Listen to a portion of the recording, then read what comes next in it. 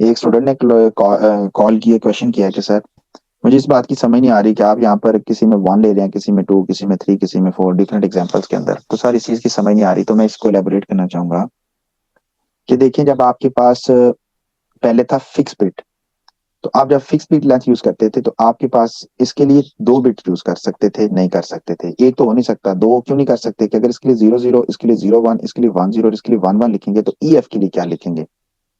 Fix bit में bit fix कर दी 2 bit, तो इसके लिए 3 बिट यूज करेंगे। अब 3 बिट में हम हर एक के लिए 3 बिट दे रहे हैं, 0 0 0, 0 0 1, 0 1 0, 1 0 1। ठीक है, इसके 1 1 0 और इसे 1 1 1 कर लेते हैं, मिसाल दे रहा हूँ जैसे इसने किया नीचे रैंडमली। लेकिन इससे जब फ्रीक्वेंसी आई तो आप बेशक बच्चे इसको कर सकते हैं कि इसको जरा करें 45 जरबे, जरा गौर से एंड पे 1000 को जरा दीजिएगा, 45 जरबे 3 जमा 13 जरबे 3 जमा 12 जरबे 3 जमा 16 जरबे 3 जमा 9 जरबे 3 जमा 5 जरबे 3 जरबे 10,000, यानी क्योंकि ये 10 थाउजेंड्स के अंदर है ना, तो हजार, सॉरी 10,000 कह रहा हूँ, हजार। तो ये 3 लाख बिट बनती है। और इसके बरक्स जब हम वेरिएबल लेंथ में आते हैं तो देखें, इसकी 1 बिट है तो 1 × 45 और 3 × 30, ये नीचे भी लिखा हुआ है। 12 × 3 16 और आखिरी पे है जी, ये देखें 5 × जस्ट 4। और इन तमाम को 1,000 से जरब दी तो दिस इज 2,24,000। बात समझ में आई? कुछ थोड़ा सा आइडिया बना। अब आपका क्वेश्चन जो जेन्युइन क्वेश्चन है मैं उसकी तरफ पुशअप करने लगा हूं।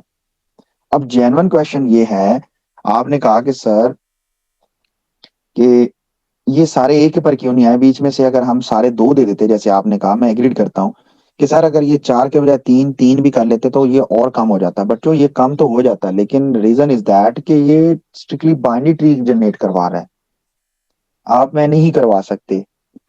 और इसको कौन जनरेट करवा रहा है? इसको ये कोड जनरेट कर रहा है, मैंने अभी ये कोड कॉपी किया आप लोगों के लिए। इसको कौन करवा रहा है? इसको भाई ये कोड आपके सामने स्क्रीन पे ला रहा हूँ, इसको ये भाई ये कोड जनरेट करा रहा है, ये कोड की तरफ से ध्यान दीजिए। आपने तमाम नंबर्स को क्यू में डाल दिया, पहले आपने नंबर्स की लेंथ काउंट की, फिर आपने क्यू में डाल दिया और n-1 तक रख लिया। मैंने कहा था ना, या क्यू को नॉट एम्प्टी कर लें या n-1 तक कर लें, दोनों टेक्निक है, तो n-1 तक चला लें। आप एक नया नोड बना लें, उस नोड के लेफ्ट पर, पहले लेफ्ट पर देखे ना छोटा, मैंने कहा ना 2 नोड को एक्सट्रैक्ट करें, तो आप पहले मिन क्यू को एक्सट्रैक्ट करें, यानी एक्सट्रैक्ट मीन पेरिटी क्यू की बात हो रही है। क्यू को एक्सट्रैक्ट करते हैं तो दिस इज एक्स, एंड फिर क्यू को एक्सट्रैक्ट करते हैं दिस इज वाई। तो ये 2 नोड बना दिए और इन दोनों नोड्स को एक नए नोड के लेफ्ट और राइट पर, पहले वाले को लेफ्ट दूसरे वाले को राइट पे पुट अप कर दिया। इसके बाद क्या हुआ? इसके बाद हमने इन दोनों की फ्रीक्वेंसीज को ऐड किया और फिर हमने उस क्यू के अंदर उस नए बनने वाले नोड को पुश कर दिया, और ये तब तक चलता रहा जब तक इसका साइज -1 ना हो गया, और उसके बाद हमने इसको निकाल दिया। तो ये कोड था। बल्कि मैं लास्ट स्लाइड पर इस कोड को भी बना देता हूँ ताकि हफमैन कोड के बारे में, ताकि मेरी क्लास को अगर कहीं प्रॉब्लम आती है तो वो इस कोड को यहाँ से देख सके। तो ये हफमैन कोड यहाँ पे आपके साथ शेयर हो जाएगा।